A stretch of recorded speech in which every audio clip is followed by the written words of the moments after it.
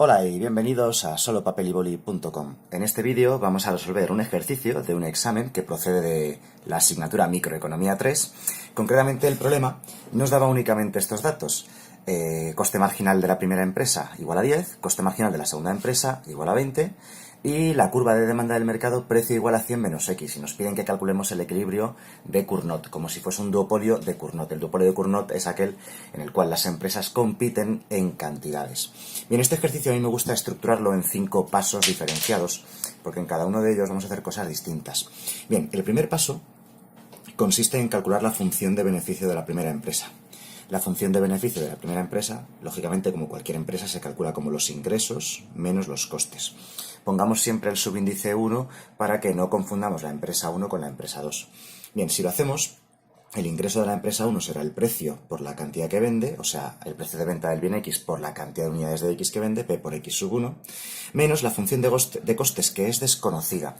Probablemente la función de costes sea 10X, porque como el coste marginal es la derivada de la función de costes, pues nos quedaría 10.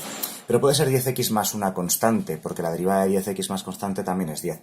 Así que la voy a dejar de forma genérica sin especificar porque no estoy seguro del todo del aspecto que puede tener. Luego no va a ser importante para este problema. Bien, donde aparece la curva de demanda, o sea, donde aparece el precio, tenemos que sustituir el dato que nos da el enunciado. Dice el enunciado que la curva de demanda es precio igual a 100 menos x, pues eso tenemos que sustituirlo en la función de beneficio. 100 menos x multiplica a x sub 1 y luego menos la función de costes 1 que es desconocida. Bien, a continuación, las variables de estudio de este ejercicio son x sub 1 y x sub 2, es decir, las cantidades que produce cada una de las empresas. Por tanto, esa x hay que sustituirla por x sub 1 más x sub 2, porque x es simplemente la suma de las cantidades totales producidas y no podemos resolver el problema con esta x, hay que hacer esa pequeña sustitución. De tal manera que nos quedaría 100 menos x1 menos x2, todo ello multiplicado por x1 y menos c sub 1. El signo menos afecta a x1 y x2, por eso queda menos x1 y menos x2. Vamos a operar el paréntesis para que quede un poquito mejor y nos quedaría entonces 100 por x sub 1 menos x sub 1 cuadrado menos x sub 1 por x sub 2 y luego menos la función de costes 1. No podemos operar, ni simplificar, ni hacer nada más, así que esta es la función de beneficio de la primera empresa. Yo siempre digo que este ejercicio, como no tiene una fórmula concreta que podamos utilizar para sacar todos los resultados que estamos buscando, es un poco artesanal, hay que construirlo desde cero. Por eso primero tenemos que calcular una función de beneficio y luego el segundo paso, tenemos que maximizar dicha función de beneficio, porque al final todas las empresas de este mundo lo que buscan siempre, casi todas, vamos, es maximizar su beneficio. Para ello, solamente hay que derivar e igualar a 0. Obviamente derivamos la función de beneficio de la empresa 1 tomando x sub 1 como su variable, ¿vale? Porque es su variable de decisión. O sea, en la función de beneficio fijaos que aparecen dos variables, x sub 1 y x sub 2. Pero la suya es x sub 1, por eso hay que derivar tomando x sub 1 como variable. Si lo hacemos, la derivada es muy sencilla, siempre son derivadas sencillas en estos casos, son derivadas de polinomios. Sería 100 menos 2x1, cuidado aquí, constante por variable, la derivada nos quedará constante. Y luego la derivada de la función de costes sí que la conocemos porque es el coste marginal 1 que tenemos aquí, así que menos 10. Todo ello lo igualamos a 0 y lo único que tenemos que hacer ahora a continuación es despejar la incógnita, es decir, perdón, la variable de esta empresa. Como la variable de esta empresa es x sub 1, voy a pasar menos 2x1 que está restando a la derecha sumando, voy a juntar aquí 100 menos 10 que es 90, nos queda 90 menos x sub 2, igual a 2x sub 1, y ahora pasamos el 2 dividiendo al otro lado y nos queda que x sub 1 es igual a 90 menos x sub 2 partido 2. Bien, esto es lo que se llama la función de reacción de la empresa 1, función de reacción o función de respuesta, bueno, como lo queramos llamar. Bien, ahora hay que hacer lo mismo, el tercer y el cuarto paso consiste en hacer lo mismo, pero con la segunda empresa. Así que en el tercer paso calcularíamos la función de beneficio de la empresa 2, que serán los ingresos de la empresa 2 menos los costes de la empresa 2, siendo los ingresos el precio de venta del bien X por la cantidad que vende la empresa 2 menos la función de costes de la empresa 2, que al igual que antes es desconocida, ¿vale? Tú no conoces realmente la función de costes. Ojo a una cosa, el precio siempre es único, o sea, el precio nunca lleva subíndice porque las dos empresas van a vender el bien al mismo precio. Es más, si una vendiese más caro que la otra, no vendería nada, ¿de acuerdo? Porque en este tipo de modelos presuponemos que la información es perfecta y que los consumidores nunca comprarán el bien más caro, siempre lo comprarán en el precio más barato posible. O sea, si tienes dos tiendas una al lado de la otra, lo vas a comprar siempre en la que lo venda más barato, ¿no? Suponiendo que el bien es idéntico, que los costes de transporte no existen, ese tipo de cosas, ¿no? Que la información es perfecta, etcétera, etcétera, etcétera. El proceso es el mismo, ¿vale? Donde aparece la P de precio, tenemos que sustituir la curva de demanda del mercado. Entonces nos queda, va a quedar igual, ¿vale? Pero bueno, vamos a hacerlo. 100 menos x, todo ello multiplicado por x sub 2 menos la función de costes 2. Operamos, bueno, antes de operar el paréntesis, vamos a hacer lo mismo de antes. Sustituimos, igual que hicimos con esa x, que x es la suma de x1 y x2. Bien, obviamente va a quedar exactamente igual todo, ¿vale? Vamos a poner directamente ya el resultado porque va a quedar prácticamente idéntico. Bueno, vamos a operarlo en dos pasos para que no haya dudas. Nos quedaría 100 menos x1 menos x2, todo ello multiplicado por x sub 2 menos la función de costes 2. Operamos el paréntesis y nos queda 100x sub 2 menos x sub 1 por x sub 2 menos x sub 2 al cuadrado menos la función de costes 2. Esto es la función de beneficio de la empresa 2. He preferido no saltarme ningún paso para que quede todo perfecto y ya está. Y se vea todo bien. En este caso las empresas son muy parecidas y casi no hay diferencias, pero a veces hay más diferencias. Venga, cuarto paso. Maximizamos el beneficio de la empresa 2, para lo cual derivaremos el beneficio de la empresa 2 tomando x sub 2 como variable e igualaremos a 0. La derivada sería 100 menos x1, ojo, la derivada de constante por variable nos queda la constante, y luego menos 2x sub 2, y luego menos la derivada de la función de costes 2, que es el coste marginal 2, que es 20. Igualamos a 0 para maximizar, y hacemos lo mismo de antes, despejaremos la variable de decisión de la empresa 2. Voy a pasar este término que está restando a la derecha sumando, 100 menos 20 es 80, nos queda 80 menos x1 igual a 2x2, o sea, x sub 2 va a ser igual a 80 menos x1 partido 2. Y esto es lo que se llamaría la función de reacción o curva de reacción, curva de respuesta de la empresa 2. Bien, quinto y último paso del ejercicio, la resolución del problema, el equilibrio que se llama, el punto en el que ambas empresas maximizan su beneficio y hacen compatibles sus decisiones.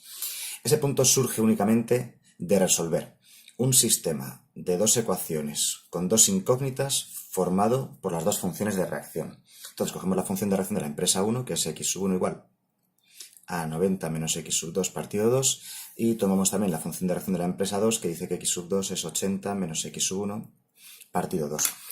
Y resolvemos el sistema de ecuaciones. Es un sistema muy sencillo y lo vais a saber resolver siempre porque nunca genera ningún tipo de problema. El caso es que yo siempre lo hago de la siguiente manera. Primero, cojo este numerito de aquí, lo paso multiplicando al otro lado. Sé que no hace falta que explique cómo se resuelve un sistema de ecuaciones, pero os digo cómo lo hago siempre porque suele salir rápido y fácil. De tal manera que me queda 2x sub 1 igual a 90 menos x sub 2. Y ahora simplemente sustituyo la segunda ecuación dentro de la primera. Creo que es la forma más cómoda, así que es la que os recomiendo usar. Bien, esto quedaría entonces 2x sub 1 igual a 90 menos x sub 2, pero x sub 2 es 80 menos x sub 1 partido 2. Ahora lo que yo hago siempre es, no me gustan las fracciones, no me apetece sacar denominador común, siempre lo que hago es a lo bruto, multiplico todo por 2 ambos del igual para quitar esa fracción y listo. Y entonces al multiplicar todo por 2 queda 4x sub 1 igual a 180 menos, cuidado con este signo menos porque afecta a todo esto, menos 80 y menos por menos más x sub 1. O sea, como veis está prácticamente resuelto. Pasamos este x sub 1 que está sumando a la izquierda restando. Me queda 3x sub 1 igual a 100. Y por tanto x sub 1 va a ser 100 tercios.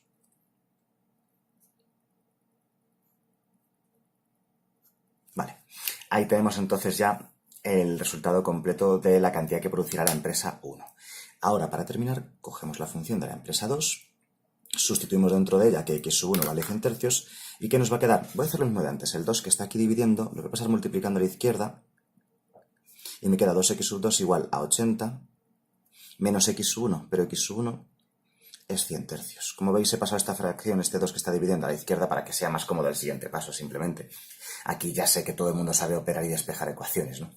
Bien, entonces, lo que voy a hacer es igual que antes, un poco a lo bruto, pero me gusta porque es más sencillo. Multiplico todo por 3 a ambos lados del igual, ¿vale? Entonces me queda que 6x sub 2, ¿vale? Va a ser igual a 3 por 80, o sea, 240 menos 100. O sea, 240 menos 100 es 140 y el 6 pasa dividiendo, así que nos queda que x sub 2 es igual a 140 partido 6, o dividiendo entre 2 arriba y abajo, nos queda que x sub 2 es 70 tercios. Como no da un número exacto, dejo el resultado de esa manera. Bien, no hemos terminado el ejercicio porque para terminarlo tienes que calcular una serie de cosas. Por ejemplo, la cantidad total de x, que es la suma de x sub 1 y x sub 2. ¿Cuánto se produce en total en este mercado? Pues sería 100 tercios más 70 tercios, o sea, 170 tercios. Todos estos números no dan exactos, de hecho creo que si los calculamos con calculadora y tal salen infinitesimales, así que siempre mejor dan como resultado una fracción que un resultado con infinitesimales. De todas maneras, 170 entre 3 es 56,6 periódico, creo. Lo estoy diciendo mentalmente, comprobadlo con la calculadora por si acaso. Bien, luego, el precio de venta es 100 menos X, según nos dice la curva de demanda. La curva de demanda es muy útil, se usa constantemente en microeconomía, tenerla siempre en cuenta para calcular cosas. Por ejemplo, en este caso, pues el precio. Total, que quedaría 100 menos X. X es 170 tercios. Si sacamos denominador común el 3, nos quedaría 300 menos 170, todo ello partido 3. O sea, 130 tercios es el precio de venta. Poco para que nos hagamos la idea, 130 tercios sería 43,3 periódico. Otro número que estoy haciendo mentalmente, no quiero equivocarme. El beneficio de las empresas, en este caso, no se puede calcular. Si se pudiese, lo haría, ¿vale? Yo siempre calculo los beneficios, los pidan o no los pidan, porque generalmente los profesores quieren ver el beneficio. En este caso no se puede, porque el beneficio se calcula como los ingresos menos los costes. Al no conocer la función de costes de las empresas, no se puede dar un resultado concreto sobre el beneficio de las empresas. Dependerá de cómo sean los costes fijos, es decir, la parte constante de la función de costes, que es imposible que conozcamos. Y por último, para que el ejercicio sea perfecto, siempre hay que hacer una representación gráfica. En la representación gráfica del duopolio de Cournot es un poco distinta a las habituales de microeconomía porque es un gráfico representado, este de aquí proviene de la teoría de juegos, porque el duopolio de Cournot es un tipo de modelo que proviene de la teoría de juegos. Pues bien, el gráfico tiene x sub 1 en el eje horizontal y x sub 2 en el eje vertical. Hay que dibujar dos curvas, ¿vale? Una con más inclinación, que es una línea recta, que representa la función de reacción de la empresa 1, y otra con menos inclinación, que es otra línea recta, que representa la función de reacción de la empresa 2. Si queréis estar seguros de por qué son más inclinadas o menos inclinadas, basta con que cojáis las curvas de función de reacción que hemos calculado antes y halléis los puntos de corte con los ejes y veréis que salen así.